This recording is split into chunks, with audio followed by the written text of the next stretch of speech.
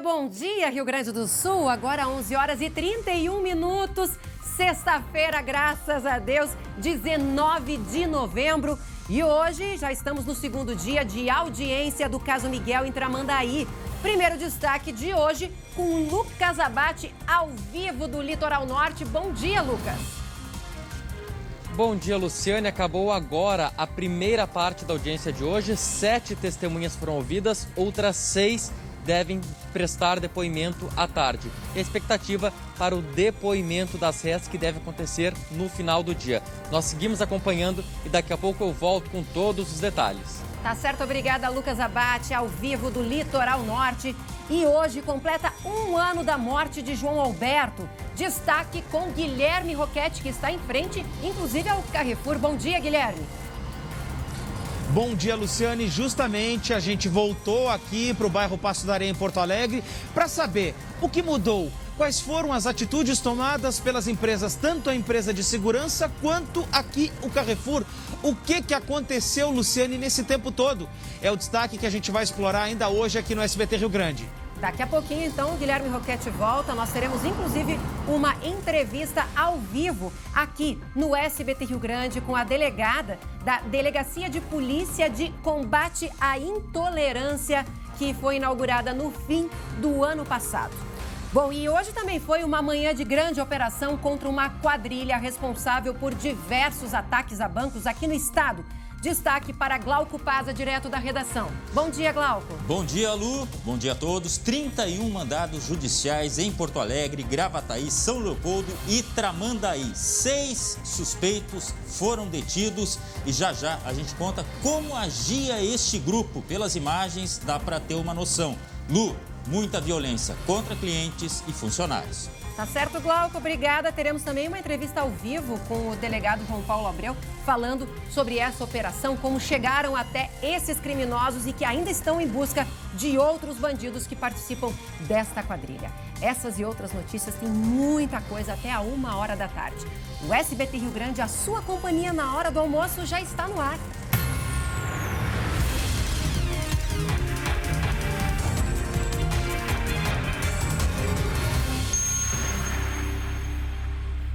E daqui a pouco, a gente também vai falar de mais um aumento. Gente, haja bolso, né? Olha, o bolso está cada vez mais vazio. Pois é. Vai aumentar o preço, gente, do IPVA dessa vez. Ou seja, já foi luz, já foi gás, já foi gasolina. É muito aumento, né? E olha, o reajuste vai ser em média de 22%. É muita coisa. Mas agora a gente vai para um rápido intervalo e a gente volta com todas essas notícias e muito mais. Não saia daí. Estamos de volta ao vivo aqui no SBT Rio Grande para todo o Rio Grande do Sul. Agora 11 horas e 39 minutos. Hoje é o segundo dia da audiência de instrução do caso Miguel, que é quando as testemunhas e os acusados do processo são ouvidos pela Justiça. A previsão é de que a mãe e a madrasta do menino sejam interrogadas ainda hoje, mas isso só deve acontecer à tarde e se acontecer. Deixa eu conversar com o Lucas Abate, que está desde ontem acompanhando todo esse procedimento, né, da Justiça. Nos conta como é que foi ontem à tarde e nesse início de manhã, Lucas, e a expectativa agora para a tarde. Pois é, Luciane. Hoje pela manhã a expectativa era de ouvir 4 testemunhas, só que ontem à tarde uma testemunha narrou que um chaveiro havia ido até a casa para abrir a porta e a dar acesso aos policiais. Então o que foi feito? Pediram, a defesa da Yasmin, mãe do menino Miguel, pediu para que outros 3 policiais também prestassem depoimentos e por conta disso 7 pessoas foram ouvidas nesta manhã, uma sessão que até foi bem rápida, pelo que a gente tem acompanhado. Ontem se estendeu bastante durante a manhã, durante a tarde, e a sessão dessa manhã foi bem curta, apesar de ouvir 7 testemunhas. Em síntese, o que elas disseram, Luciane? Os policiais militares, 3 policiais, contaram que foram chamados para o desaparecimento do menino, entraram na casa e não viram nada de anormal dentro da casa. E as pessoas que moram na pousada, inclusive pessoas que têm relação com a dona, com a responsável da pousada, essas sim declararam, todas elas declararam que durante o período em que a Yasmin e a Bruna moravam na pousada, não sabiam da existência e sequer tinham ouvido ou visto o menino Miguel. Todas elas disseram que só souberam do menino, que o menino morava na pousada no dia que a polícia foi até lá para iniciar as buscas ao garoto. O que chamou bastante atenção nessa manhã e uma comparação com ontem também. A Yasmin, mãe do Miguel, muito mais nervosa, Luciane. Ontem o tempo todo ela acompanhava o julgamento, os depoimentos atentamente, conversava bastante com os advogados de defesa. E hoje a gente tem até as imagens feitas pelo nosso cinegrafista Paulo Garavello, Yasmin bastante nervosa, balançando muito as pernas, não conseguia sequer acompanhar os depoimentos, muitas vezes baixava a cabeça, colocava as mãos sobre a cabeça. Então, uma mudança de cenário e de comportamento da Yasmin nessa manhã. Com relação à Bruna, ontem ela permaneceu muito tempo em silêncio, observava também, e hoje ela conversou bastante com as advogadas durante os depoimentos, Luciane. Ô Lucas, e a grande expectativa para hoje é justamente o interrogatório, né, das duas mulheres, até porque elas deram aquele depoimento inicial lá à polícia, né, ainda para o delegado Antônio Hatz, que inclusive os advogados de defesa dizem que eles teriam coagido. Já o delegado disse que jamais, que elas estavam sempre acompanhadas por um advogado e que inclusive os depoimentos foram gravados e que ele pode provar isso. Então, há uma expectativa muito grande, inclusive, principalmente, da Yasmin, que não participou da reconstituição no início da semana passada. Ontem, Lucas, você disse aqui no SBT Rio Grande que os advogados não querem que ela fale. Como é que está a expectativa hoje? Teve alguma reviravolta, alguma mudança? A tendência segue sendo essa, de que ao fim dos depoimentos, dessa fase de depoimento, mais 6 testemunhas também falaram hoje à tarde, as duas sejam interrogadas. O que acontece? A Yasmin, a defesa da Yasmin, mantém uma previsão de que ela não fale agora, que ela permaneça em silêncio, ela não vai responder às perguntas que serão feitas pelo juiz, pelo promotor ou até mesmo pela defesa da Bruna, então vai permanecer em silêncio, mas vai negar a autoria do crime.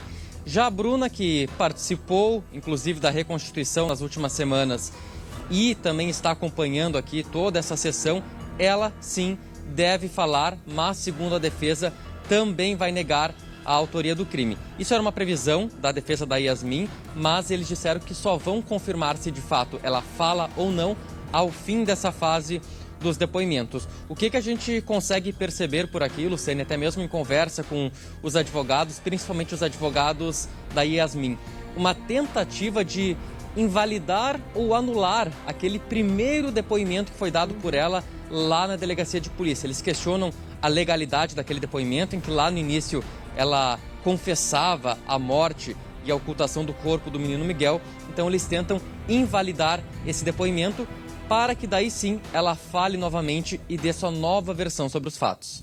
Tá certo. Ô Glauco, deixa eu chamar aqui, Lucas, o Glauco para conversa, até porque a gente acompanha esse caso, né, Glauco, desde lá do início, no final de julho, se eu não me engano foi dia 30 de julho que a gente começou a noticiar aqui no SBT Rio Grande.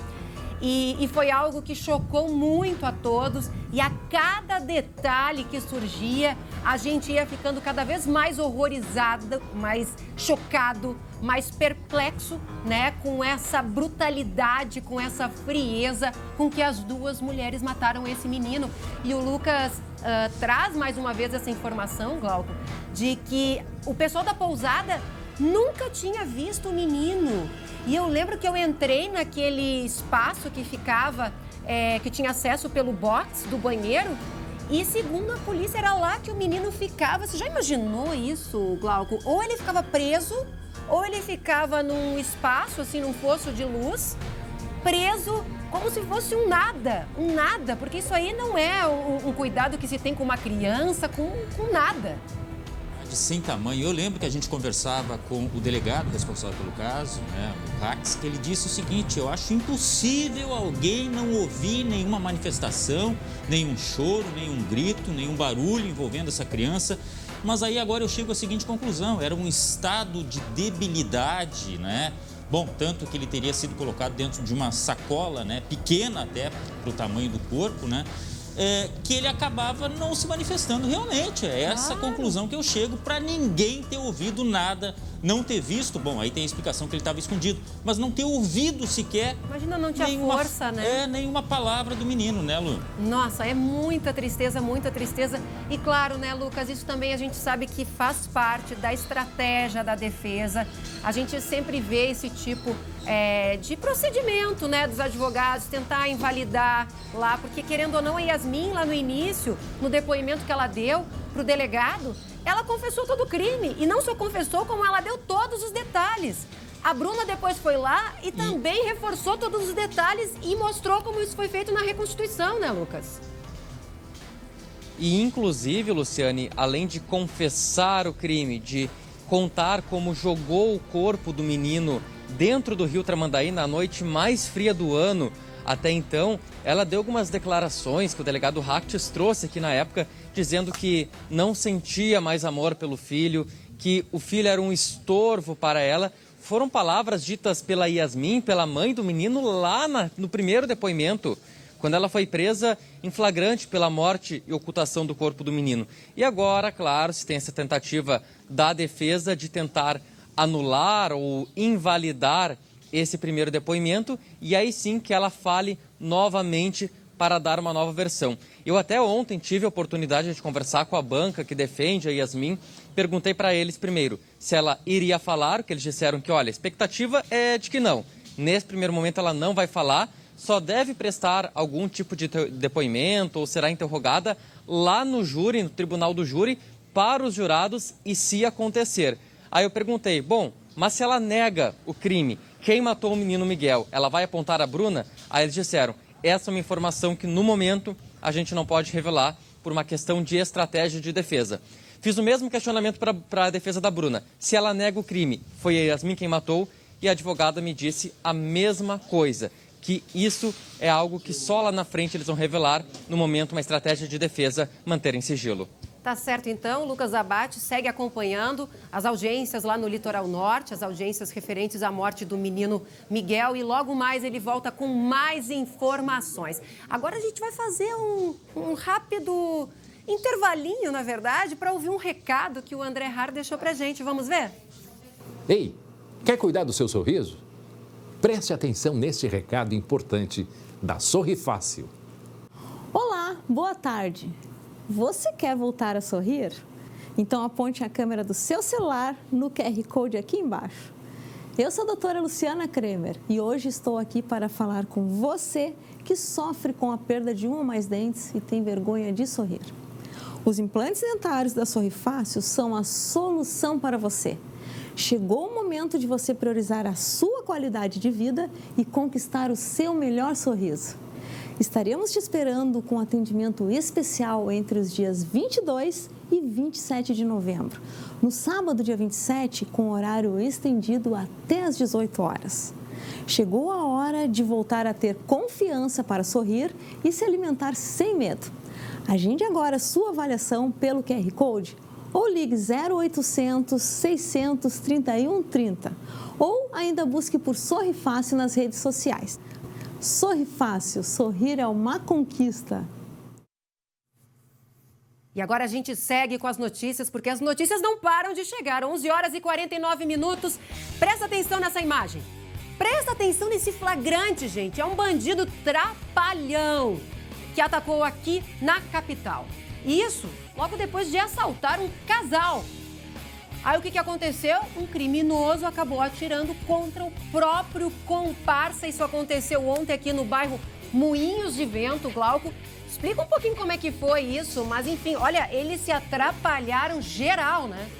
Pois é, e dizer que foi no Moinhos de Vento, né? Às 2 horas da tarde, sim senhor, este criminoso aí abordou este casal, como a gente viu nas imagens, né?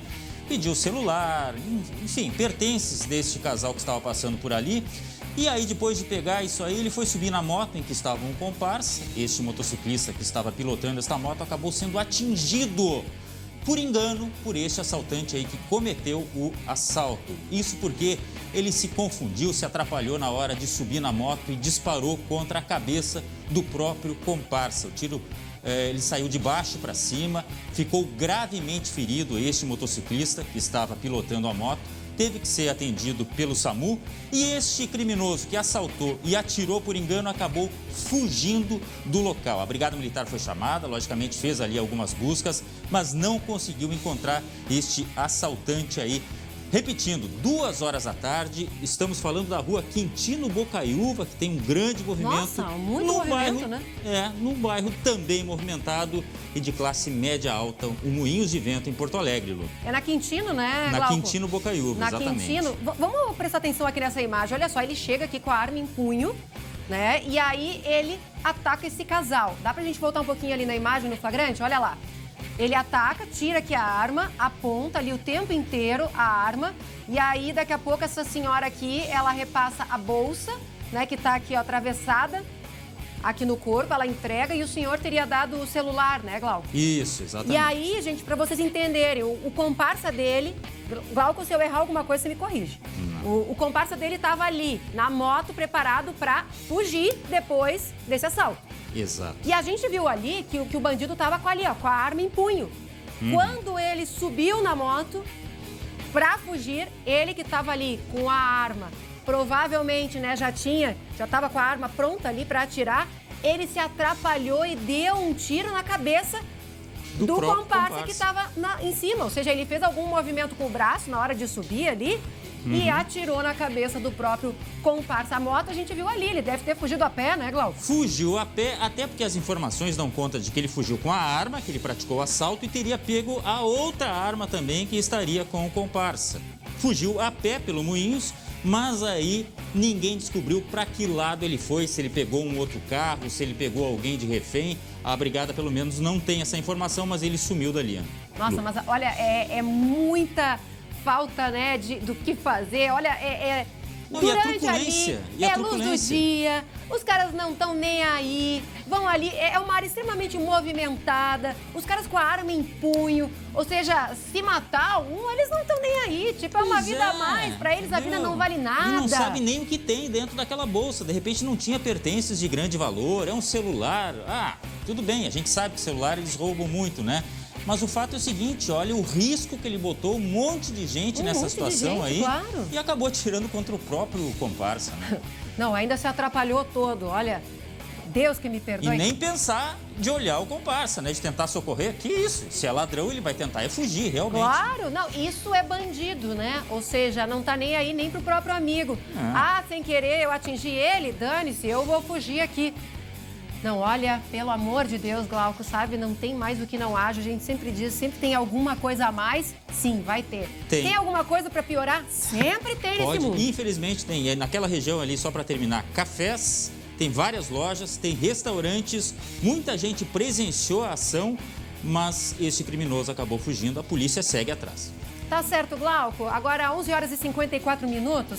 A gente vai falar agora de um assunto, quero que você assista comigo, essa reportagem aqui especial, porque hoje, 19 de novembro, né, Glauco, faz um ano que o João Alberto, um homem negro, foi espancado até a morte por seguranças do Carrefour aqui de Porto Alegre, uma imagem que rodou o mundo. A gente já vinha naquele movimento após a morte do George Floyd nos Estados Unidos, e aí essa imagem ganhou uma simbologia aí para esse combate ao racismo estrutural também aqui no Brasil. E o nosso repórter, o Rafael Cavalheiro, ele foi até a casa em que o João Alberto morava com a esposa dele, a Milena. Eu conversei com ela ano passado, sempre extremamente traumatizada com tudo que ela presenciou naquele dia, né? E claro, hoje é um lugar de muita saudade e de várias lembranças. Vamos assistir.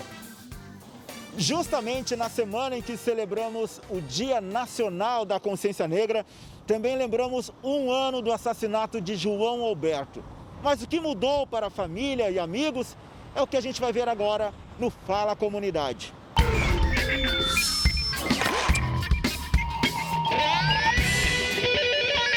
A vida não é mais a mesma, sabe? não sai mais sozinha, sempre acompanhada com familiar, sendo bem complicado, porque quanto mais tempo passa, mais a saudade aumenta.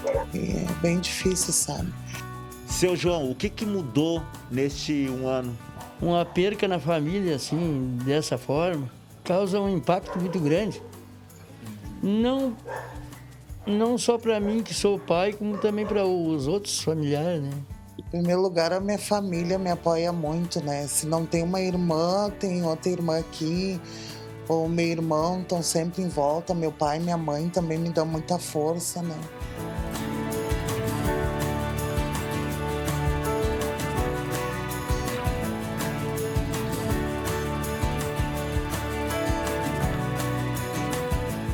E era nesta rua, na Padre Hildebrando, entrada do Esporte Clube Zeca, onde o Beto se reunia com os amigos. A torcida era chamada, e é chamada ainda, Os Farrapos. Torcida organizada. E a galera tá aqui, ó. Vocês sempre se reuniam aqui com o Beto, comemorando com churrasco, como é que era? Bom, né, a cada jogo que tinha aqui do São José, né, a gente sempre se reúne com a gurizada aqui. E aqui é onde o Beto frequentava junto com nós, né? Comendo churrasco, conversando com nós, ajudando também. Ele assava churrasco, faz muita falta, né? A amizade dele para nós, sem palavras, não tem muito o que dizer. Faz muita falta o Beto mesmo. A gente sente falta, né? Porque foi uma vida ceifada. A gente já tinha essa causa, a nossa causa antirracista, né? E acho que agora a gente tem o nosso dever de ser a torcida mais antirracista, porque foi uma causa que caiu no nosso colo, né? A gente entende que a gente tem que sempre brigar por isso, por ele, pela imagem do Beto, nosso companheiro aí que é brutalmente assassinado mesmo. Você que é mãe, você que é filha, eu digo assim que tem que continuar, tem que tocar um barco e lembranças sempre vão existir, sabe? Mas tem que continuar. Tem que lutar contra esse preconceito, esse racismo, essa violência toda. E tem uma música que vocês fizeram em homenagem ao Beto, né? Exatamente, essa música foi cantada no protesto do ano passado, né? E ela é assim: e dali nego Beto, e dali nego Beto, e dali nego Beto, nego Beto. Dali, Beto eterno. Beto eterno. Vida. O Beto se tornou eterno, né? Um símbolo dessa luta, né, o Glauco, contra o racismo. Mais do que nunca a gente precisa trabalhar esse assunto, combater esse preconceito, essa discriminação. Quantos outros negros, Glauco, terão que morrer para a gente se dar conta de que precisamos mudar totalmente a nossa visão de mundo, a nossa estrutura como sociedade, sabe? O Beto morreu de uma forma tão trágica, brutal, pelo simples fato de ser negro. Aí vai ter gente que vai dizer assim, não, mas ele deu um soco, não, porque ele fez isso. Não, gente, não. A gente fala isso, eu, o Glauco, aqui somos brancos, e a gente viveu a vida inteira sob o privilégio da branquitude. Né? Então, é até difícil a gente falar aquilo que a gente não sente na pele, mas a gente está aqui para dizer que a gente está junto com vocês e que a gente quer mudança. Porque uma sociedade mais igual e mais justa é melhor para todo mundo. E a gente tem que repetir, vidas negras importam. Muita gente diz assim, mas todas as vidas importam. Quando a gente fala que vidas negras importam, não é que a gente está dizendo que só vidas negras importam. Uma coisa não exclui a outra. É óbvio, mas a gente está dizendo que nesse momento a gente precisa dar atenção para as vidas negras, porque as vidas negras nunca tiveram importância, nunca importaram. Durante séculos e décadas, eles não tinham direito nem à própria vida, à liberdade individual do próprio corpo, do trabalho. Né? Foram escravizados, a gente tem aí uma história vergonhosa e que a gente pode mudar, não é, Glauco? Exatamente. E eu até agora, eu olho essas imagens da agressão e não entendo. Eu não entendo por que o tanto de violência que foi utilizado, se não haveria possibilidade de mobilização. Enfim, agora são coisas que não voltam mais, já aconteceram, infelizmente. Tudo que a gente não precisava era ter um crime como esse com o selo Rio Grande do Sul? Porque nós sabemos, o Rio Grande do Sul tem muita gente que sim, discrimina. Ah, todo o Brasil tem... Sim, mas vamos falar aqui do nosso quintal, não adianta falar do quintal dos outros. O Rio Grande do Sul é sim preconceituoso. O Rio Grande do Sul é sim machista, não sou eu só que estou falando, a polícia fala. Então nós temos que ter uma certa atenção que tem que começar lá de baixo, lá na escola já, mas principalmente com as famílias, né, Lu? E é por isso que a gente fala e a gente vai repetir e vamos falar de novo, porque sim, a gente precisa mudar. E daqui a pouco a gente traz mais informações sobre esse caso, as atualizações, como é que ficou esse processo, como é que estão os réus. A gente também vai entrevistar a delegada da Delegacia de Combate à Intolerância, que foi inaugurada logo depois deste caso, né, que repercutiu no mundo inteiro. Agora, 12:01. Roda a sirene, porque a semana está terminando com uma operação de combate a roubo a bancos. Pois é, teve operação, teve polícia na rua, teve pé na porta. Direto da redação, o Glauco Paza tem os detalhes de mais esta operação, Glauco. Isso mesmo, e não foi pequena não, 31 mandados judiciais entre busca e apreensão, foram 7 de prisão. E tudo isso, a gente acompanhou aí algumas imagens da ação da polícia, né, para combater este grupo aí, essa organização especializada em roubo a bancos. A forma de agir era mais ou menos sempre a mesma, Lu. Esperava chegar o funcionário para abrir a agência, entrava. Eles estão sendo investigados também se eles aliciavam, de repente, alguém da segurança privada nos momentos em que a agência já estava funcionando. O fato é que alguns ataques chamaram a atenção, principalmente ao Banco Santander em Alvorada e São Leopoldo e também Banco Itaú em Novo Hamburgo. Mesmo condenados, Lu, e olha, isso chama atenção, mesmo condenados e tendo cumprido penas, eles voltaram a cometer esse tipo de crime. E é justamente isso que a polícia quer evitar, né? Uma ação forte da Polícia Civil e também da Brigada Militar para combater este tipo de crime, Lu. O Glauco, o delegado João Paulo de Abreu, do DEIC, né, que coordena todas essas operações de combate ao roubo a bancos, está aqui com a gente ao vivo. Boa tarde, delegado João Paulo. Já começo aqui a entrevista lhe perguntando como é que era, como a gente chama, o modus operandi, a forma de agir dessa quadrilha, porque era um pouquinho diferente daquela que a gente estava acostumado a ter pouco tempo atrás, né? Tinha as quadrilhas que explodiam, depois o novo cangaço, e esses aí é plena luz do dia, entra e rouba direto ali o dinheiro dos caixas, né, João Paulo? Perfeito. Boa tarde a todos, a sua audiência. De fato, né, o trabalho que a Polícia Civil, a Brigada Militar, desenvolveu aí ao longo desse ano de 2021, propiciou a identificação desse grupo criminoso que agia justamente nessa modalidade de crime que a gente conceitua e explica como sendo a rendição, né, de funcionários na chegada ali para o trabalho, né? Por vezes se fala em crimes do tipo sapatinho, né, que são feitos de forma mais discreta. Então, ocorreu esse ano lá o fato contra o Banco Santander em Alvorada. As investigações se iniciaram sobre esse fato. E na medida em que o trabalho foi evoluindo, não só da Polícia Civil, mas também da Brigada Militar, pela sua agência central de inteligência, e nós aqui, Polícia Civil, pela primeira Delegacia de Repressão a Roubos, foi possível então identificar as pessoas que participavam então desse grupo criminoso. E ao longo do tempo definir de que, para além desse roubo no Banco Santander em Alvorada, participaram de outros, por óbvio, até a data presente, mas também são pessoas, e por isso o nome ali da operação, né, de que já se vincularam a vários outros fatos, a mais até mesmo de décadas, né? Então, voltam a praticar esses crimes, né, voltam a causar aí uma insegurança à nossa sociedade, que agora a gente espera que com as prisões sejam mais uma vez responsabilizados e que, de fato, né, esses crimes não voltem a ocorrer.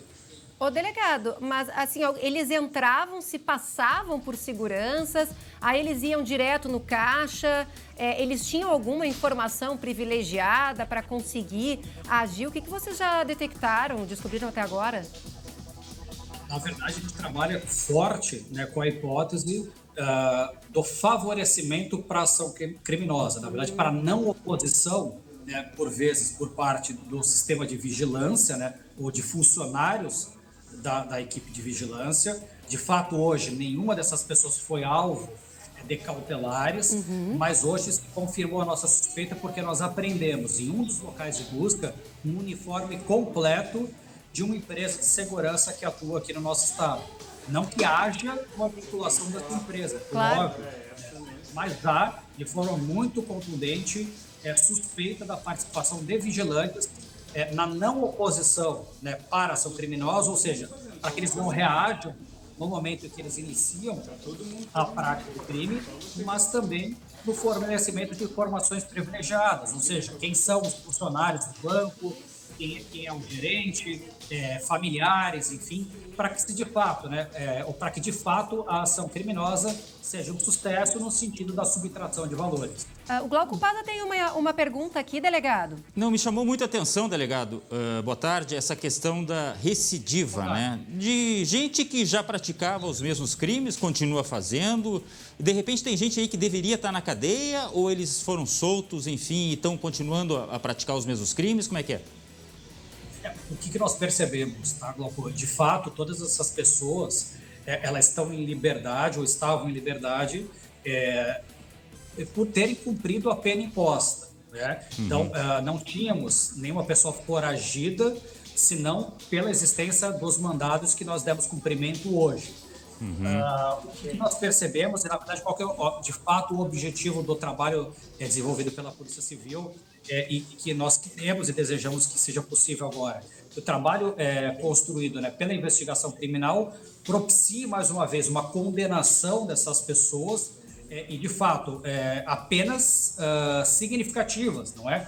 Recentemente, se me permite comentar, nós tivemos uma condenação de um roubo praticado no interior do nosso estado, em que o magistrado aplicou uma pena de quase 100 anos aos roubadores, né? Por óbvio, foi um fato que como vocês bem deram conta, né, de novo cangaço, restrição de liberdade, né, por cordões humanos, mas essas pessoas, esses criminosos, eles precisam ser condenados, por óbvio, desde que haja prova suficiente, apenas altas, apenas que efetivamente permitam com que eles fiquem um bom tempo recolhidos ao sistema prisional.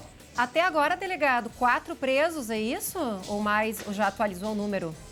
Nós temos 3 fatos, então, que foram objeto de medidas cautelares hoje, que se relacionam a essas pessoas, a esse grupo criminoso. Por Alvorada, nós cumprimos 4 mandados de prisão preventiva e mais um mandado de prisão temporária. Então, 5 pessoas foram presas. Tá. No fato de São Leopoldo, nós cumprimos mais 2 prisões temporárias. Só que uma dessas pessoas, ele também tem mandado de prisão pelo foro da comarca de Alvorada. Então, ao todo, nós temos 6 pessoas presas.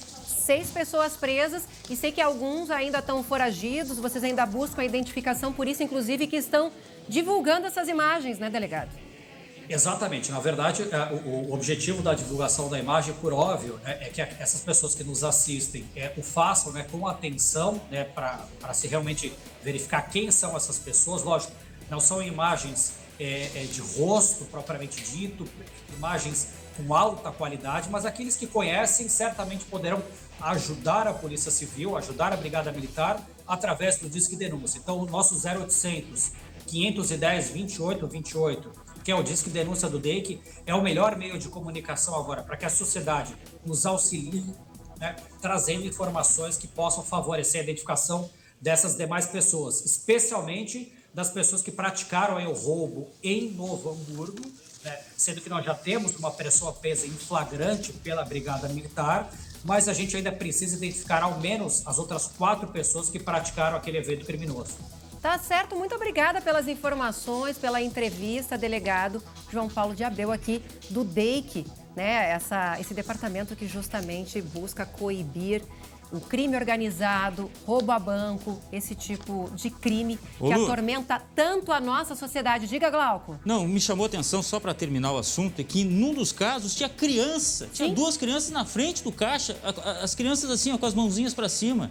Que coisa, olha... Que barbaridade, né? Não tenho o que falar. Agora, parabéns para a polícia, né, Glauco? A gente já ficou tanto tempo aqui noticiando, ali explosão. No canto, ó, no olha canto a só. imagem, ó. Olha tá ali, vendo as crianças sim, lá? A gente tem que colocar esse blur justamente para não identificar as vítimas. É verdade, ali pequenininho, de azul, Olha, ai, que imagem horrível. Meu Deus do céu. As duas ali, e acho que o pai ou a mãe ali apavorada, puxando ali a criança, ó. Puxando para trás. Olha ali, e aí ele aponta ali. Ou vocês, olha ali. As duas ali de mãozinha para cima, Glauco. Isso já vai ficar na memória, daqui a pouco eles já vão lembrar quando entrarem de novo na agência. Enfim, é uma série de coisas. Né? Nossa, bom, ainda bem que a polícia conseguiu prender mais esses bandidos, então 6 prisões até este momento. E a gente deixa aqui os parabéns para a polícia, que tem feito um excelente trabalho. Antigamente era quase todo fim de semana, né? Todo feriado tinha explosão de banco. Todo fim de semana, todo dia, pelo menos, da semana, tinha um assalto com um novo cangaço, que é feito aquele cordão humano, né? Tem reféns, extremamente violento. E agora, então, de volta a esse tipo de assalto, ou seja, os bandidos entrando, se fazendo por clientes ou seguranças e atormentando, aterrorizando os clientes e ali os funcionários dessas agências bancárias. Agora, 12:11, sexta-feira, você já sabe, é dia de Biscoito Zezé aqui no SBT Rio Grande. Ô, André Rara, é contigo. Oi, gente. Olha só, biscoitar no dialeto virtual é elogiar, reconhecer, fazer um agrado, dar biscoito. Mas também poderia significar presentear com os produtos da Biscoito Zezé, não é verdade? O mignon, o folhado doce, o pão de mel, o folhado e outras opções da marca são elogios em forma de biscoito que você pode utilizar sempre que quiser fazer um agrado àquela pessoa especial. Comigo sempre funciona. E você também pode surpreender quem você ama com um Biscoito Zezé. E depois nos conta como foi, hein? A Biscoito Zezé pode ser encontrada em diversos supermercados da região e também nas redes sociais pelo @biscoitos_Zezé. Biscoito Zezé, carinho que vem de família, ó, há mais de 50 anos. Que me bateu a fome aqui, um pouquinho de biscoitos, agora caía bem, né? Adoro aquele biscoito folhado, é muito bom, né? 12:12, vamos falar um pouquinho de coisa boa. Não é só de coisa ruim que a gente vive, não. E olha, tem uma notícia que vem aqui da região metropolitana, do Vale dos Sinos, que enche o nosso coração de esperança. Bombeiros resgataram uma cachorrinha que estava presa num bueiro. E, Glauco, olha ali, que coisa mais querida. Olha só, ela ali salva, sã e salva, né? E toda coberta ali de lama, uma operação que demorou o quê? 4 horas, pelo que eu vi, né? 4 horas de resgate. Mas não pensa que foi só isso o tempo de sofrimento dessa cachorrinha aí, Olha viu? só, tinha água lá dentro, meu Deus, podia ter até morrido afogada, né, Glauco? Sem dúvida, até porque choveu no período em que ela ficou trancada num cano ali. Bom, vamos explicar o seguinte, ó, Lu. A dona desse animalzinho, a tutora, no caso, notou que havia sumido a cachorrinha, mas não sabia onde ela tinha ido. Tadinha. Alguns moradores, isso aconteceu em Sapucaia do Sul, alguns moradores da região ali ouviram latidos que vinham de dentro do bueiro, tá? Mas não sabiam exatamente onde estava a cachorrinha ou o cachorrinho, ninguém sabia. Aí eles abriram a tampa do bueiro, o latido veio mais forte, então eles desconfiaram o seguinte: ela caiu numa boca de lobo e começou a andar por dentro da tubulação. Por isso os bombeiros foram chamados. A estimativa é de que isso tenha acontecido há mais ou menos 3 dias, ou seja, ela já estava há um bom tempo dentro deste cano aí. Os bombeiros chegaram, bom, e agora? Como tirar o bicho?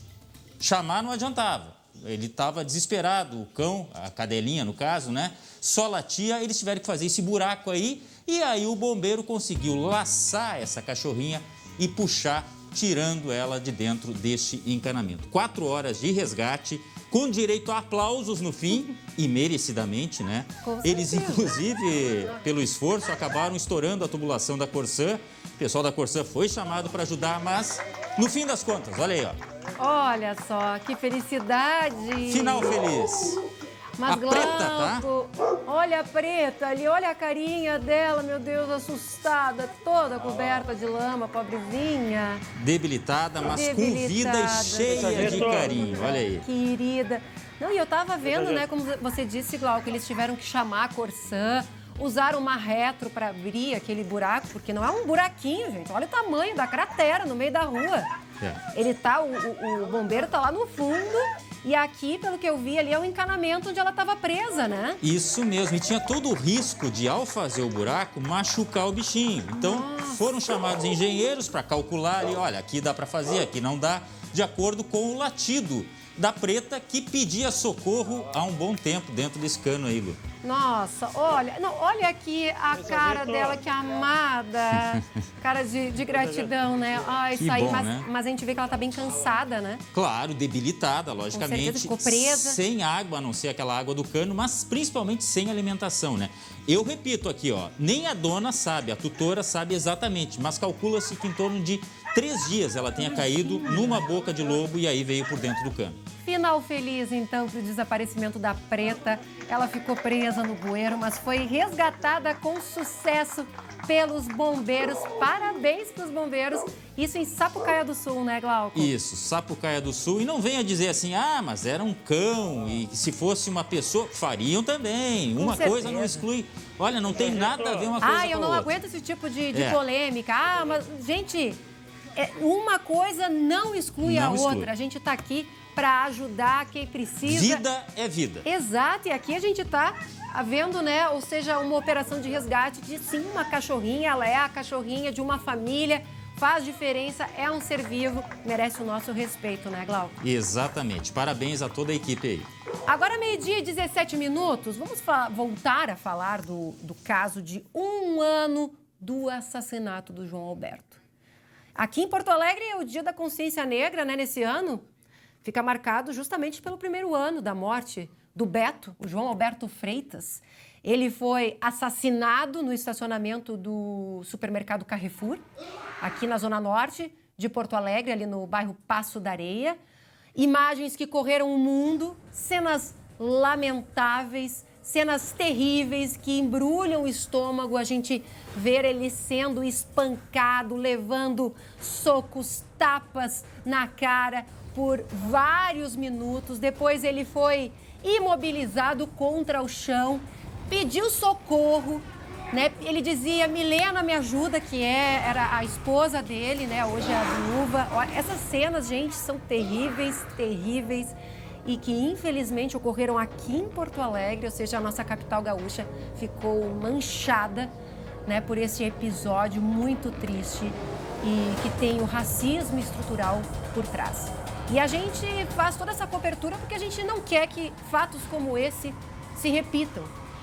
Então vamos lá para o Carrefour, onde está o Guilherme Roquete. 1 ano depois, né, Gui, 1 ano atrás você estava aí, justamente cobrindo os protestos, as manifestações. É verdade. A revolta, né, desse crime terrível que ocorreu aí dentro do supermercado.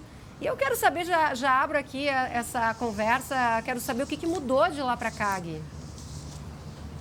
Pois é, Luciane, nós dois estávamos aqui, né, em pontos diferentes, aqui acompanhando aquele dia de protestos já de uma semana depois do caso do João Alberto. Mas, Lu, o que a gente percebe hoje, 1 ano depois? Primeira coisa, a loja está aberta, está funcionando, tem gente entrando, tem cliente saindo. Agora, teve mudança sim. Primeiro, eu vou te contar o seguinte, Lu, que a audiência de interrogatório dos réus, ela está prevista para acontecer no dia 15 de dezembro. O julgamento, esse ainda não tem data para terminar, não tem data para conclusão. O indiciamento da Polícia Civil foi do crime de homicídio triplamente qualificado. Foram 6 pessoas, então, indiciadas e que já são réus. 2 dessas pessoas estão presas. Respondem, então, presas de forma preventiva por esse caso. Outras 4, Lu, daí elas respondem ou em prisão domiciliar ou, então, elas respondem em liberdade. E nesse tempo, Luciane, a gente também teve assinatura de termos de ajuste de conduta e também um acordo. A empresa Vector, Lu, que era a responsável pela contratação dos seguranças, assinou um acordo de R$1.700.000 e para destinar, então, esse recurso para campanhas de combate ao racismo estrutural dentro da empresa e também para o pagamento de cestas básicas e também para bolsas de estudo para pessoas negras. Esse foi o acordo da Vector, a empresa de segurança, então, responsável pela contratação, né, dos seguranças, dos integrantes que estavam envolvidos naquela situação toda ali com o João Alberto. Agora, o acordo maior esse foi firmado, então, pelo Carrefour. Aí foi um TAC, aquele termo de ajustamento de conduta, assinado pelo Carrefour, Lu, junto com o Ministério Público do Trabalho, a Defensoria Pública e outras pessoas. Bom, esse acordo, segundo o Carrefour, soma 144 milhões de reais. E eu vou te dizer agora, Lu, aonde que esse dinheiro deve ser aplicado e vem sendo, inclusive.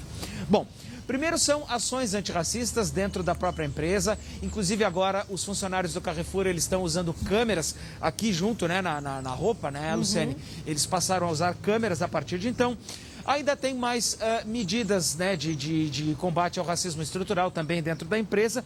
E tudo isso está sendo acompanhado pelos próprios integrantes do Ministério Público. Vou te dizer outros detalhes aqui, Lu. A questão de educação. Parte desses 144 milhões está sendo aplicada também em bolsas de estudo para pessoas negras, também em campanhas culturais, projetos culturais e sociais.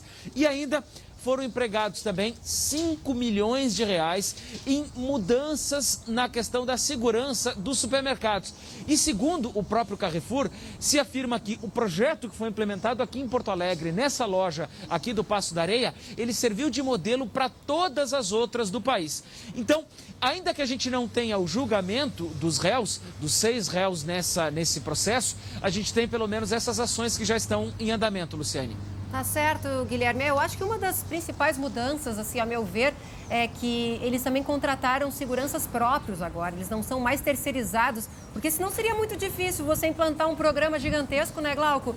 E aí serem terceirizados, mudarem, uma hora é um, outra hora é outro. Não, agora eles são funcionários do supermercado.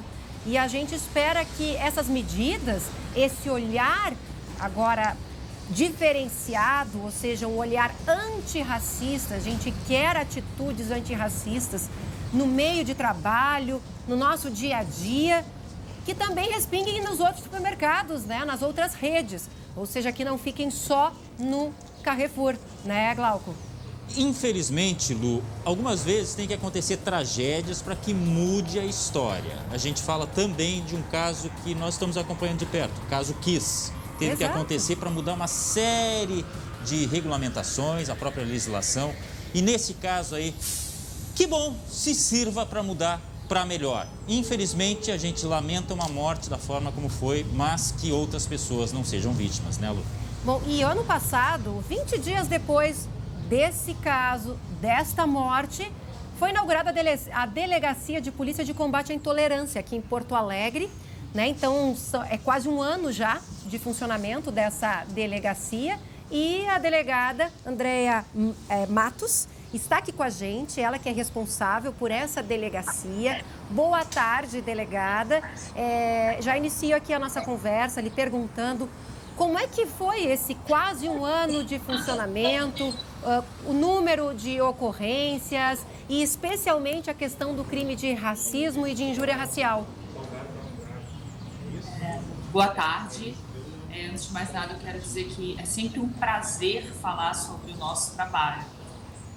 Bom, a delegacia vai fechar agora, dia 10 de dezembro, um ano, né? E eu faço um saldo muito positivo. Acho que tivemos um saldo muito positivo nesse período. O que eu observo é que as pessoas estão cada vez mais conscientes, né, dos seus direitos. A procura pela delegacia tem aumentado, né, paulativamente. E se você me perguntasse o que chama mais atenção, né, nesse período, com certeza absoluta é o volume de ocorrências envolvendo a questão da cor. Tanto a questão relacionada ao racismo e à injúria qualificada. Então, 70% do nosso material de trabalho hoje está relacionado à questão da cor. Isso me choca um pouco, né, considerando que estamos no ano de 2021 e ainda existe a ideia de que o branco é superior ao negro. Pois é, eu vi que a senhora repassou ali um número que foram 456 ocorrências, ou seja, a maioria desses casos são de ocorrências relacionadas à cor da pele, é isso? Isso, justamente. E estavam, né, bom, é inevitável falar sobre o caso, até porque hoje faz um ano, né, o caso do Carrefour, e nós temos inúmeras ocorrências em absolutamente todos os mercados de Porto Alegre. É claro que não tão violentos, obviamente, né, mas casos de hipervigilância, injúria e racismo tanto por parte do mercado, né, do setor de vigilância com relação aos clientes, quanto com relação dos clientes com relação aos funcionários do mercado. Isso também me chama bastante atenção, né? Muitas vezes são violências absolutamente gratuitas. Nossa. Delegada, aqui é Glauco do estúdio. Deixa eu lhe fazer uma pergunta, aproveitando que a senhora está falando desse assunto. Nós temos ainda nos estabelecimentos comerciais, mais especificamente nos supermercados, aquela famosa salinha onde as pessoas são levadas muitas vezes pelos seguranças, enfim, pelos funcionários do estabelecimento para ver se não pegou alguma coisa indevida? Olha, menos do que eu imaginava. O que a gente tem bastante aqui é a hipervigilância. Nós tivemos um caso que também chamou bastante atenção, que foi uma mulher, né, que ela entrou num supermercado bem conhecido aqui de Porto Alegre, e ela sentiu, né, que ela estava sendo observada e ela não comprou nada do mercado, e o segurança continuou dando seguimento à hipervigilância, inclusive fora do estabelecimento, perguntando, o que tem para mim? O que tem para mim? O que tem para mim? Insistindo, até que ela, né, de maneira até impensada, né, começa a tirar a roupa para mostrar que não tinha furtado nada. Meu Deus. Esse caso isso, chamou obviamente, ela já havia passado diversas vezes por situações como essa, né? E aí, então, ela explodiu. Delegada, e na verdade esses são casos que acabam ganhando visibilidade da mídia. Mas eu imagino que haja N outros casos semelhantes e que agora começam a chegar na mão da polícia, né? Porque as pessoas antes não denunciavam ou só casos de grande repercussão chegavam até a investigação policial, né, delegada? Isso. Tem um outro caso também que me chamou bastante atenção. Um empacotador, né, de um mercado X. Ele foi auxiliar o cliente ali a guardar as compras e o cliente vira para ele e fala: sai daqui, seu negro, eu não quero um preto mexendo nas minhas compras. Esse rapaz veio, né, nos procurou, registrou ocorrência, mas aí, infelizmente, o mercado já não tinha mais as imagens, a gente não conseguiu identificar o autor. Mas eu gosto muito de contar esse caso porque eu acho muito importante que se faça o registro para que a gente saiba também onde é que a violência está ocorrendo. Ela está ocorrendo, qual a idade da vítima, qual o perfil da vítima, qual o perfil do autor, enfim, para que a gente possa auxiliar, né, o poder público a fazer políticas públicas, nós mesmos a trabalharmos com a questão da prevenção, enfim. Delegada, o repórter Guilherme Roquete tem uma pergunta para a senhora. Pois é, boa tarde, delegada. Conversamos por telefone, agora tenho a satisfação de conversar com a senhora ao vivo. Eu queria saber, delegada, então, qual é o processo para fazer a denúncia, onde as pessoas podem procurar, se a senhora puder, então, nos dar esse serviço, justamente para que a gente consiga, né, orientar as pessoas que estão em casa. Bom, o registro ele pode ser feito em qualquer delegacia, né? Por exemplo, se o caso ocorrer na Restinga, né, a pessoa não precisa se deslocar até a nossa especializada para fazer nesse primeiro momento de registro. Então, qualquer delegacia e pela delegacia online e pelos canais, né, de denúncia que qualquer crime pode ser registrado, o Disque 100, 81, enfim. E, além disso, a delegacia funciona de segunda a sexta, no horário comercial, de 8h30 ao meio-dia e de 1h30 às 18h. Mas é importante dizer que, independente do ambiente que se faça a denúncia, o inquérito será investigado e será tocado por nós, né, considerando que a nossa atribuição é exclusiva aqui em Porto Alegre. Delegada, a gente tem um projeto de lei que inclusive foi aprovado, né, agora no Senado, um projeto de lei de um senador gaúcho que equipara a questão da injúria racial com o racismo, isso na tipificação penal, a questão da pena prevista, inclusive porque recentemente o Supremo Tribunal Federal transformou a injúria também imprescritível, ou seja, um crime que não pode prescrever, assim como o racismo. Hoje, como é que funciona na delegacia? Né? Porque, pelo que eu vi, os números que a senhora ali desmembrou, a maioria são questões discriminatórias, questões mais de injúria. Né? Como é que é hoje e o que deve mudar? Olha, é muito importante a sua pergunta e eu até gostaria de fazer um parênteses, né? As ocorrências, muitas vezes, elas entram como injúria, né? No primeiro momento, eu acabo iniciando o procedimento, o inquérito como injúria, mas no decorrer das investigações, né, diversas vezes eu já cheguei à conclusão que é racismo, porque a diferença entre esses dois crimes é uma diferença muito tênue. Se eu explicar para vocês aqui agora, vocês vão, não, é muito objetivo, né, é muito fácil de entender, mas no dia a dia é muito tênue. Porque o que tem no fundo, né, o pano de fundo, tanto da injúria quanto do racismo, basicamente é o mesmo, é a questão da superioridade das raças. É uma questão muito complexa, essa questão da decisão do Supremo, é muito importante sim, né, porque a gente então tá subindo mais um degrau, mas a gente ainda precisa trabalhar, por exemplo, com a questão do prazo decadencial, né?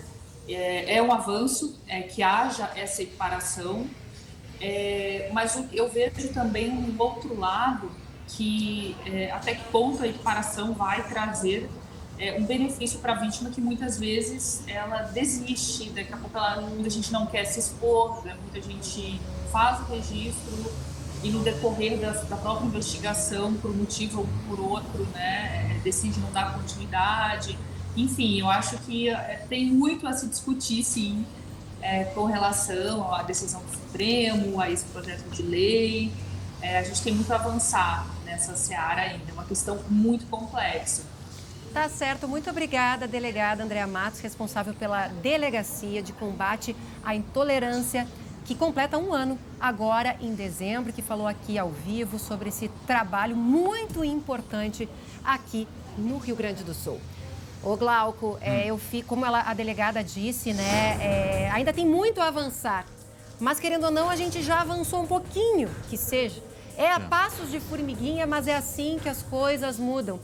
E ela disse ali que aos poucos as pessoas estão denunciando mais, então por isso que a gente fala, por isso que a gente está aqui, né, repetindo, reforçando, porque as pessoas precisam denunciar, é crime. Eu estava lembrando de uma pesquisa que foi divulgada quando esse crime do João Alberto completou 6 meses, que dizia assim, Glauco, 84% dos brasileiros admitem que o país é racista, mas só 4% das pessoas admitem ser racista. É a tal história de condenar o outro, mas não olhar para si próprio. E tá aqui, ó, quem já cometeu. Sim, eu já cometi. E todos os gaúchos, e aqui eu tô falando de uma forma geral, cuidado com aquela brincadeira. Desculpe as palavras que eu vou falar agora, mas só como exemplo. Ô, negão, vem cá, negão. Ah, mas aí quando não faz na entrada, faz... Isso aí tá enraizado na nossa cultura. Eu olho para mim e hoje digo... Tem coisas que eu falava que eu não posso falar mais. E eu tenho que aprender isso aí. Por que você não pode aprender também? Todos nós temos que aprender, né, Lu? Exatamente. E eu acho que esse número mostra bem isso. A gente admite que o país é racista, mas ninguém quer admitir que também é. Só que a gente carrega valores que foram construídos ao longo dos séculos e que estão dentro de nós. E hoje a gente tem essa consciência, então que bom que nós estamos discutindo aqui para poder mudar.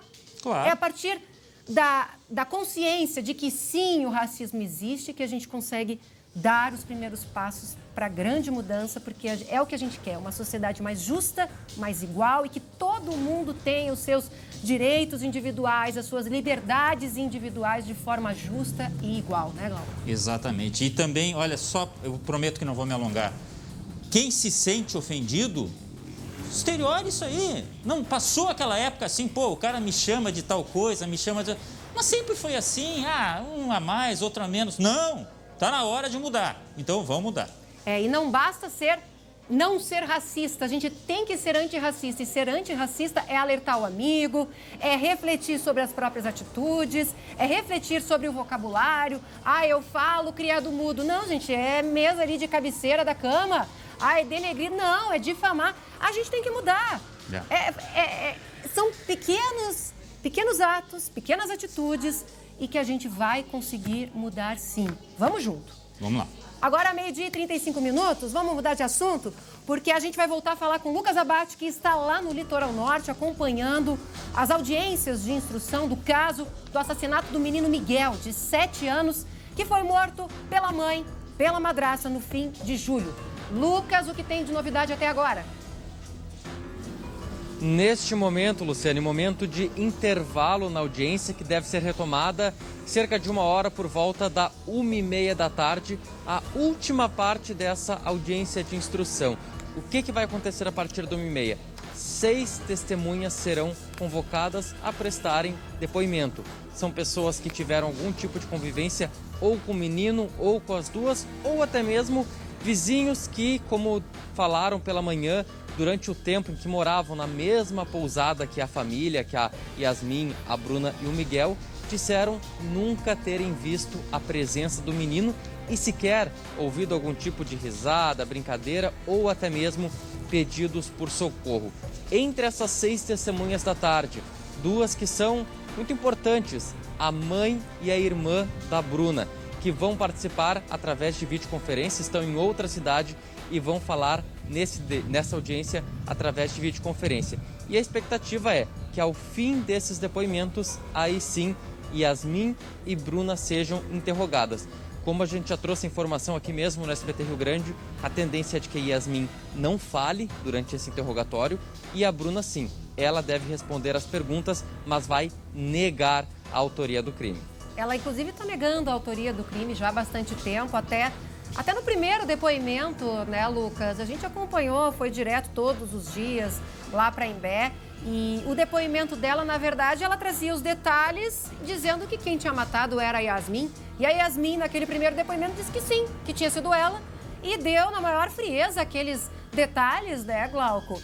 E teve um detalhezinho que o Lucas ontem trouxe, e eu lembrei do delegado Antônio Haas nos comentar lá no início, que ele perguntou, nesse interrogatório inicial para Yasmin, se o menino estava morto quando ela colocou o menino dentro da mala. E ela olhou para ele e disse, eu não sou médica para saber se estava morto ou não. E aí ele disse assim, olha o perfil psicológico dessa mulher, né, Lucas? Ele repetiu isso, inclusive, ontem, né? Repetiu ontem, ele relembrou, inclusive, o depoimento do delegado Antônio Carlos Raques Júnior, até que ele ia apresentar novas informações, só que por uma decisão, uma movimentação judicial que teve, ele ficou impedido de apresentar essas novidades, mas falou de tudo que já havia acontecido e tudo que já estava registrado no processo, incluindo essa conversa com a Yasmin. No momento que ele perguntou, ele estava vivo ou morto dentro da mala? E ela disse, olha, eu não sou médica, eu só joguei ele para dentro do rio. Outros pontos também, como as frases que a gente ouviu lá no início, em que ele dizia que a Yasmin dizia a todo momento para ele que não sentia amor pelo filho, não tinha nenhum tipo de sentimento, que a criança era um estorvo para o relacionamento dela e da Bruna. Tudo isso foi repetido ontem pelo delegado Antônio Carlos Raques Júnior. E um destaque sobre os depoimentos da manhã, principalmente das pessoas que viviam na pousada, Luciane, e que chocam para a gente imaginar de como esse guri, esse menino era mantido dentro de casa, isolado. 4 testemunhas que viviam, que passavam diariamente na frente da casa, do apartamento da família, relataram que nunca viram, que nunca ouviram o menino e contaram, inclusive, que havia outras crianças na pousada e tinha um pátio grande, com brinquedos, as crianças brincavam livremente e o Miguel nunca tinha sido visto por ali, nem mesmo no momento em que elas se mudaram e nem mesmo em um dia em que uma pessoa foi instalar internet dentro do apartamento e, mesmo circulando pela casa, não sequer ouviu alguma palavra do menino. Tá certo, Lucas Abate. Qualquer novidade nos chama que você entra ao vivo aqui com as informações, novidades, direto de Tramandaí, onde ocorrem as audiências de instrução do caso do menino Miguel. Agora, 12h40, uma grande quantidade de droga sintética foi apreendida no Vale do Paranhana. Veja no Giro de Notícias. Policiais militares fazem uma patrulha em Taquara na noite desta quinta-feira, quando uma mulher de 40 anos tentou fugir. Com a suspeita, os policiais militares encontraram 703 unidades de êxtase. Ela foi presa em flagrante. Também nesta quinta-feira, em Butiá, a Polícia Rodoviária Federal recolheu 3 quilos de skunk, conhecida como super maconha. A droga estava escondida no painel de um carro, abordado por fazer uma ultrapassagem proibida na BR-290. O casal que viajava no veículo foi preso. E você aí de casa quer uma baita dica de TV por assinatura? Então presta atenção nesse recado. Oi, gente. Uma coisa boa que chegou aqui para nós foi a Blue TV. Ela é do jeitinho que a gente gosta, boa e barata. É tudo de qualidade.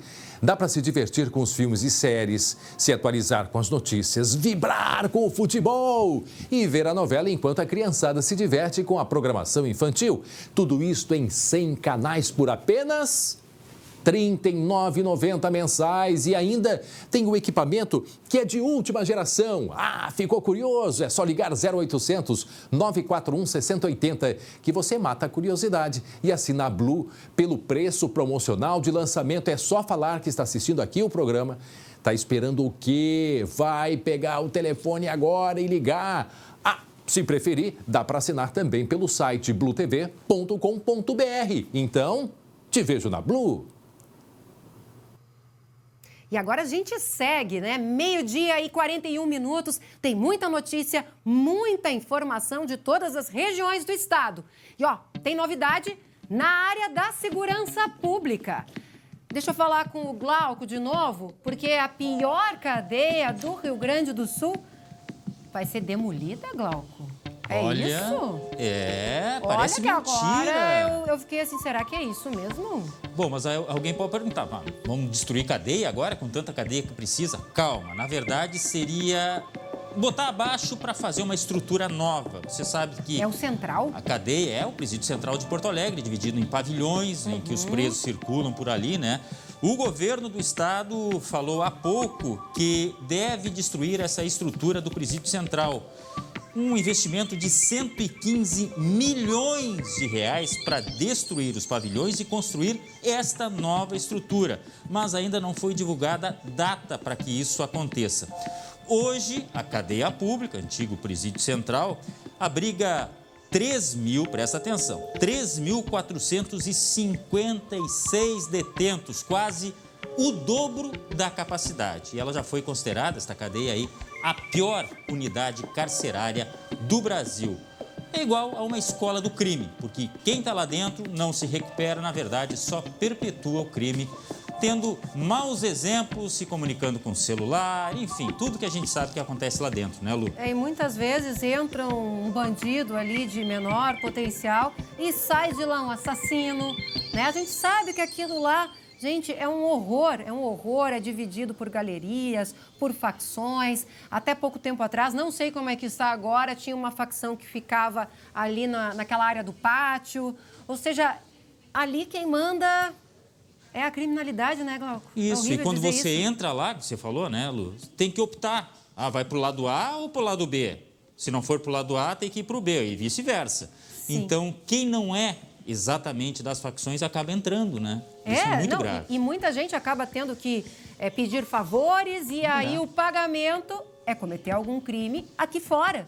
E será que vai ter bloqueio de celular, né? Essa é uma questão que ficou na minha cabeça, assim, porque o escritório funciona bem lá, ó, tá sempre a milhão, viu? Não, aí eles são presos, Glauco. E aí depois a gente vem aqui noticiar mais uma quadrilha do golpe do Nudes. Aí a gente vai ver onde é que eles estão comandando? Lá dentro. Mais uma quadrilha do golpe do Pix. Onde é que eles estão? Lá dentro. Presos não sei quantos criminosos estelionatários do golpe lá do WhatsApp. Também é lá dentro. Então, assim, os caras vão presos e continuam cometendo seus crimes e ainda, muitas vezes, ganhando mais dinheiro. Isso sob sem a proteção falar, ainda da cela. Isso sem falar no drone que pode chegar lá e atirar as coisinhas lá pra dentro. E olha que tem drone que faz... Nossa, Olha, leva droga, leva celular. A polícia, inclusive, está de olho nisso. Em seguida, a gente mostra aqui apreensões. Teve uma apreensão hoje de um outro drone grande. Olha, Glauco, isso é um assunto, as pessoas aí dizem assim, tinha que implodir com todo mundo dentro. Mas o que a gente quer, na verdade, é um sistema penitenciário que funcione, que as pessoas sejam presas e saiam de lá indivíduos melhores. Na verdade, esse é o objetivo. A gente não está na época medieval em que as pessoas... ele roubou, morte, esse aí, guilhotina, esse aí... vai lá para a arena enfrentar, sei lá, os leões. Não é mais isso. A gente está aqui, existe toda uma legislação que é muito boa, por sinal. O problema é que ela não é bem aplicada, né? Leis não faltam, isso eu te garanto. E o tribunal que funciona é o tribunal interno lá, que tem deles, que a gente sabe também. A gente quer que funcione. Só isso. A gente já tem lei demais. Que funcione, o que está lá já vai ser mais do que suficiente. 12h45. Ô, Glauco, tá preparado aí teu bolso? Como é que tá? Vazio? Meu bolso, vou te dizer que eu acho que até furado tá, porque nada para nele. Pois vai, né? Eu digo que tem tipo assim um buraco negro, então te prepara. O ano é dos aumentos, né?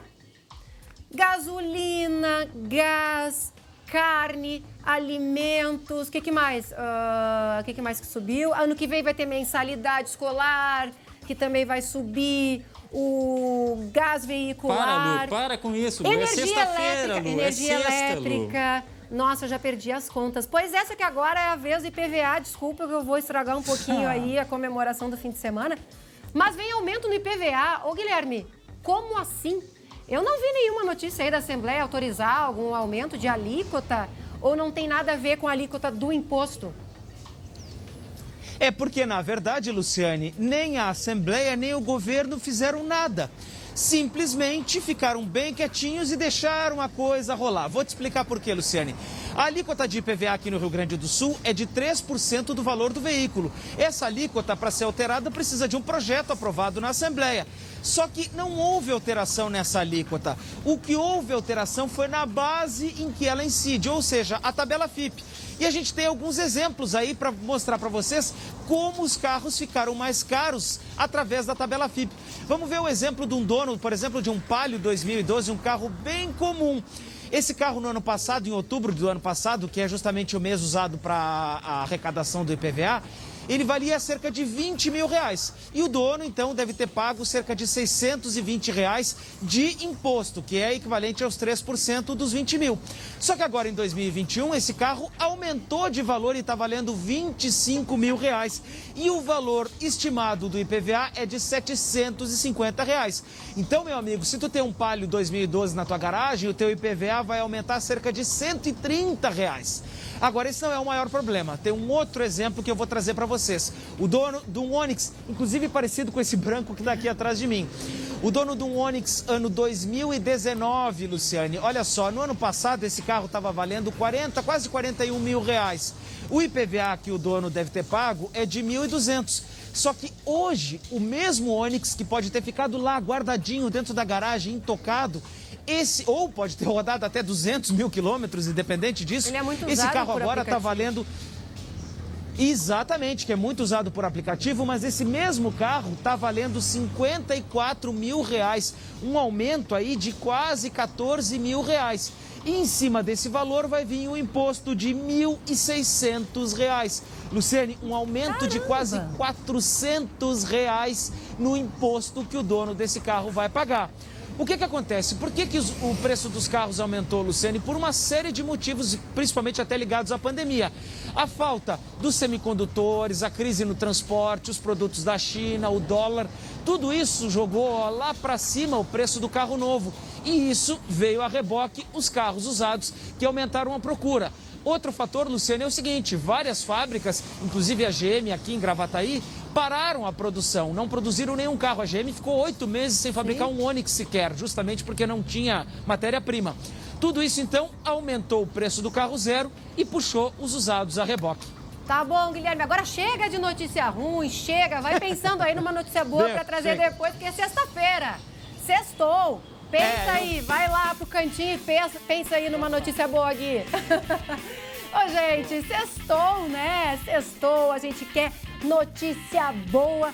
E para ajudar você aí em casa a entrar no ritmo, o Partiu Cultura traz uma agenda de shows e de cinema.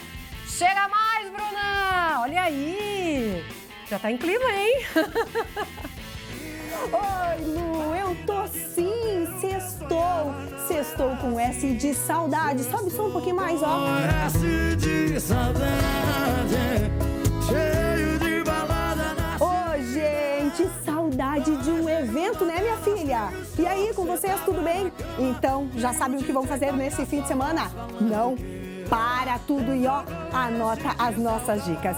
É um agendão completo do Partiu Cultura. Roda a vinheta!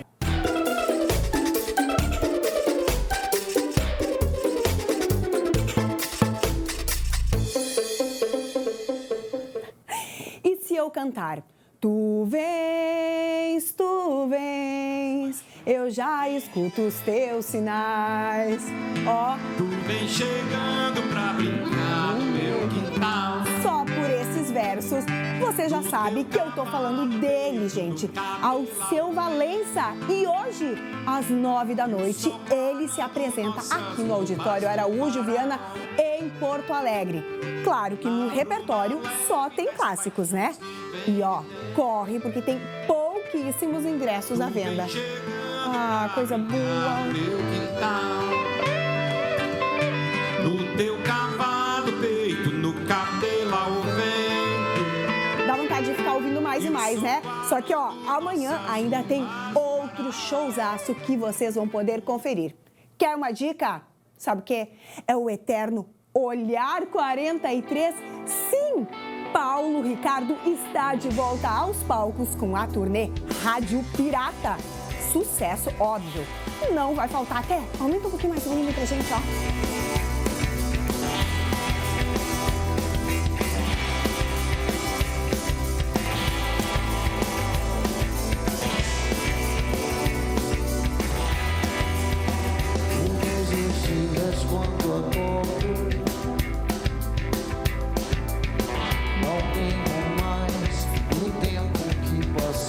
Gente, olha só, não é só isso não. Ele mandou um recadinho pra gente, então...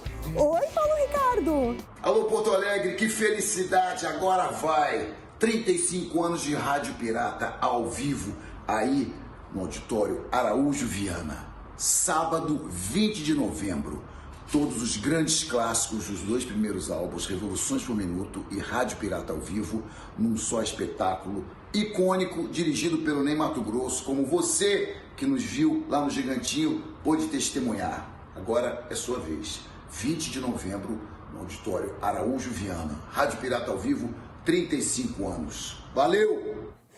Um beijo! Gente, que demais, né? E com todo cuidado, aos pouquinhos, a gente vai voltando à rotina cultural. Que coisa boa! E ó, quem volta em grande estilo aos shows é o tremendão Erasmo Carlos em uma única apresentação aqui no Rio Grande do Sul. Dia 27 ela acontece e, claro, vai contar com aqueles clássicos da Jovem Guarda. É isso mesmo? Hein, Erasmo? Alô, Porto Alegre, dia 27 de novembro, é um sábado, hein? Às 21 horas estarei aí no Auditório Araújo Viana apresentando meu show O Futuro Pertence à Jovem Guarda. Qual será essa Jovem Guarda do futuro, hein? Ingressos pelo Simpla. Valeu! Beijo pra ti. Ai, que delícia, tô chique hoje, hein? Gente, não, gente. Que música é essa? É música de fantasma? Ui, eu tenho medo! Calma, claro, isso é só uma ceninha para chamar a tua atenção para nossa próxima dica. Nos cinemas, estreia nessa semana mais um filme de uma franquia de muito sucesso, que encanta principalmente quem foi criança lá nos anos 80 e ama os caça-fantasmas e o Geleia, é claro. Ghostbusters Mais Além. O filme conta a história de uma mãe solteira que se muda para uma cidade do interior com seus filhos. Então, eles descobrem uma relação bem familiar com os caça-fantasmas originais. E claro que esse filme conta com um baita elenco. E aí, gostou das nossas dicas? Anotou tudo? Não? Então faz o seguinte, Corre agora para as redes sociais do SBT, @SBTRS. Tá tudo lá. E sabe uma outra coisa que abre oficialmente o fim de?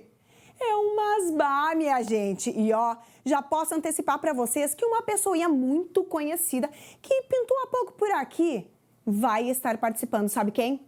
Glauco Paza vai estar comigo num desafio para ver se ele realmente entende tudo de futebol. Já no clima aí da Libertadores. Esse é apenas um dos nossos assuntos, você vai se divertir, eu tenho certeza, amanhã a partir do meio-dia no Masbá. E claro, eu te espero também na semana que vem aqui no Partiu Cultura.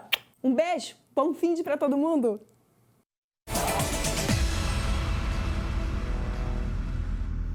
Mas olha, Glauco Paza. Deixa eu cantar aqui pro Schenck. Tu vens, tu vens. Isso, né? Eu tô curioso com o negócio. Pode vir, mas tô curioso também. Eu tô curioso com o negócio. Boa tarde pra você, boa tarde a todos aí. Ô Glauco, que desafio era esse? O desafio era achar as camisas, rapaz. Deixa assim. Acompanha o programa lá. Ô Glauco, eu gostei ali do recado do Erasmo Carlos, hein? Tu viu? Né? Aliás, eu vou te dizer o seguinte, ó, os veteranos estão com tudo, né? Você viu ali? Jovem Erasmo, RPM, que saudade. Glauco Paza. Alceu Valença e Glauco Paza. Paulo Ricardo dizendo ali, né, todos os dias, quando acordo, não vejo mais o tempo que passou. E o Olhar 43, lembra?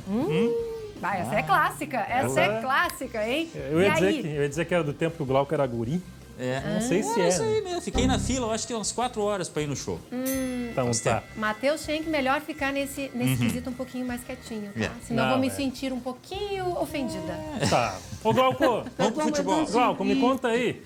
Glauco, você fez uma crônica. Deixa você chamar. Chama aí, Glauco. Porque amanhã é um dia muito especial. É um dia pra gente lembrar, é um dia pra gente se tocar do que tá acontecendo na realidade e no futebol. Confere. Azul, vermelho, com quantas cores se faz o futebol gaúcho? De Everaldo a Gabiru, o mundo se rendeu a eles. Dizer que tudo começou com Tesourinha no final da década de 1930 seria não falar totalmente a verdade. Como esquecer da Liga da Canela Preta, só com jogadores negros, criada no início do século XX, e até chegar em Alcindo, Tarciso, Roger, ou Claudiomiro, Tinga, Tyson, quantos desafios no caminho. Em 1952, o Grêmio anunciava a inclusão de negros. Mas antes disso, um certo Adão Lima já dava seus chutes. Tesourinha levou a fama de ter sido oficialmente o primeiro negro do tricolor. No Inter já tinha história. Por falar em história, é verdade que continuamos aprendendo. Então, que eles nos ensinem ainda mais. E que tenhamos humildade para entender que, ao resumo de tudo, somos todos discípulos do mesmo rei. Parabéns, que texto, hein, senhor Glauco Paza? Não é o texto, é que o assunto é importante, então fica mais fácil lidar com isso, tá? Ô, Glauco, tu falou ali também da Liga dos Canelas Pretas, né? Eu também tenho uma historinha para contar sobre isso. Olha aí. Agora eu vou contar uma história rapidinho aqui para vocês. Quando eu era criança, eu achava que o mundo era preto e branco, anos e anos atrás. Isso porque eu via as primeiras imagens de Copa do Mundo e nada tinha cor. Para mim, o mundo só começou a ganhar cores ali por 1970, quando a gente viu as primeiras imagens de Copa do Mundo a cores. Mas não, o mundo não era preto e branco. Só que preto e branco eram cores que não se misturavam lá no início do século passado. O futebol brasileiro era assim, inclusive. E até por isso, os jogadores negros de Porto Alegre tomaram uma atitude. Eles resolveram criar um campeonato próprio, o Campeonato Nacional de Futebol Porto Alegrense. E era um campeonato bastante organizado. Naquela época, uma bola de futebol era algo que vinha de fora do Brasil. O uniforme também era caro. Então, esses clubes negros promoviam bailes, promoviam festas, promoviam diversas atividades para angariar fundos para que pudessem comprar o material para jogar futebol. E são clubes negros, alguns deles que até hoje existem. O exemplo é o Floresta Aurora. Um desses clubes de negros, para negros, era o Rio Grandense, criado pelo pai do Lupicínio Rodrigues, o autor do hino do Grêmio, né? Henrique Rodrigues. Ele chegou a tentar afiliar esse clube, o rio-grandense, na Liga Metropolitana de Porto Alegre, mas não conseguiu. Tá, mas e a dupla Grenal nessa história? Bom, os registros contam que o Grêmio teve um jogador negro pela primeira vez em 1912, com o Antunes. O Inter demorou um pouquinho mais. Dirceu Alves foi o pioneiro, em 1928. Aliás, mais ou menos por ali, quase na década de 30, a Liga dos Canelas Pretas, como ficou conhecido o campeonato dos jogadores negros, começou a se esvaziar. Era o fim do preconceito? Não. O futebol passa a aceitar jogadores negros por suas habilidades, pela possibilidade que os negros davam de um time ser melhor e, por isso, conquistar campeonatos. O profissionalismo meio que obrigou o fim da segregação, não o fim do racismo. Na década de 30 e 40, os jornais daqui de Porto Alegre começam a publicar charges, né? Foi a grande novidade aí desse período. Quando representam o Inter ali, os outros clubes, nessas charges, a representação do Inter é sempre um menino negro maltrapilho. O racismo não deixou de existir lá atrás, assim como não deixa de existir hoje em dia. Se você não está na luta contra o preconceito, é bom repensar. Muito bom. Repensar, né, Glauco? Muito bom. Faz Olha. refletir. Parabéns. Que recado, hein? É. Que reportagem você falou aqui da crônica do colega Glauco Paiva, mas Quem olha... quiser ver mais no meu canal do YouTube, amanhã tem mais um conteúdo bem bacana com toda a história do início dos jogadores negros, os primórdios dos jogadores negros no futebol brasileiro. E infelizmente, né, Shen, que a gente ainda convive com episódios de racismo dentro, fora de campo, nas arquibancadas. Ontem tivemos um episódio sobre isso, né? Rapidinho, só comentando rapidinho, né? Teve o caso do Brusque, né, na Série B do Campeonato Brasileiro, que foi... torcedores e dirigentes do Brusque proferiram ofensas racistas ao jogador Celcinho do Londrina e por isso o Brusque tinha perdido 3 pontos no Campeonato da Série B. Ontem teve o julgamento que foi para decidir mesmo o que ia ser feito, se essa punição ia ser mantida, e ela foi revogada. O Brusque teve os pontos devolvidos, perdeu 2 mandos de campo. Então fica uma situação, fica aquela mensagem de passando pano, né? Pois é. Houve a penalização do diretor, que havia ofendido, e de torcedores, mas convenhamos. Na não dá dupla para admitir, Grenal, né, Glauco? Quantas vezes a gente já teve episódios, especialmente torcedores, Grêmio e Inter, ali na reportagem, né? Relembrou a questão das charges, ou seja, os colorados, ali era um negro, um maltrapilho. A gente ouve ainda macaco, a gente ainda já teve episódios de jogar banana. Semana passada, não foi, Glauco, que a gente viu aquela imagem ali de um torcedor do Grêmio fazendo gestos, chamando o outro de macaco? Ou seja, a gente ainda presencia esse tipo de atitude. Até quando? Infelizmente. Infelizmente. Tá, mas vamos tentar mudar um pouquinho o clima, mudar o astral, afinal é sexta-feira. Glauco, que dia é a final da Libertadores? 27. Segundo o Renato. 27. 27. Tá 27. 27. Glauco, você sabia 27. Que já teve uma final continental entre Flamengo e Palmeiras? E foi no dia 27? Quase, olha aí. Final da Copa Mercosul de 1999. A competição era a segunda mais importante da América do Sul na época. Palmeiras e Flamengo chegaram com tudo. As duas equipes tinham grandes ídolos, grandes nomes. Palmeiras tinha jogadores consagrados na seleção. O Flamengo tinha alguns jovens talentos sendo revelados. Na primeira partida, um espetáculo. 4-3 rubro-negro, de virada. E a vantagem do empate na grande decisão. O último jogo aconteceu aqui em São Paulo, no velho Palestra Itália. O Palmeiras, atual campeão da Libertadores, precisava da vitória. E o duelo foi emocionante até o fim. Com 2 gols de Arce e um de Paulo Nunes, o Verdão vencia por 3-2 até os 38 minutos do segundo tempo. Foi quando Reinaldo encontrou Lê, que marcou o gol do título rubro-negro. 3-3. 13 gols em 180 minutos de uma final histórica, digna de Flamengo e Palmeiras. É dia 27, 5 da tarde. Só, pelo amor de Deus, ajuda. O chefe tá aqui, ele é palmeirense roxo, tá chorando aqui. Alguém ajuda aqui, pelo amor de Deus. Tá. Pode continuar. Vamos mudar de assunto. Muda de assunto, então. Vamos falar Isso. de Esporte Bahia. Calma, como assim Esporte Bahia no SBT Rio Esporte Grande? Bahia, como assim? Como assim? Como Olha assim? o gol aí. Paulinho Mocelin marcou. Esse resultado foi bom pro Grêmio, porque trava o crescimento do Bahia, né, Glauco? Daqui a pouquinho a gente vai ver a Tá, classificação. mas daí o Sport passou o Grêmio. É, mas o Sport já tem 34 jogos. Olha só, essa parte da classificação que interessa. O Sport já tem 34 jogos. Faltam só mais 4 para o Sport. O Grêmio ainda tem 6 jogos por fazer. Para o Grêmio, o melhor era o Sport vencer. O Sport venceu. Tricolor que joga amanhã contra a Chapecoense lá na Arena Condá. O Grêmio que precisa da segunda vitória seguida para continuar respirando, vai com essa provável escalação. O Grêmio que tem os reforços de Vila Sante e Borja, mas eu vou te dizer, Glauco, eu acho que eles vão ser reservas. A provável escalação do Grêmio tem o mesmo time que venceu o Bragantino. Se for isso, o Mancini está acertando? Eu acho que sim. E outro reforço que o Grêmio queria era da torcida e não conseguiu, né? Não rolou, né? Não rolou, na justiça não conseguiu a liberação e também aquele torcedor que iria à paisana. Isso mesmo, iria ficar no meio da torcida da Chapecoense, agora deu problema, né, Shen? É verdade. Ontem a Chapecoense chegou a falar em 40 ônibus que estavam se organizando para ir com torcida do Grêmio no meio da galera da Chape. Gente, isso ia dar um problema esse negócio. Não, evita.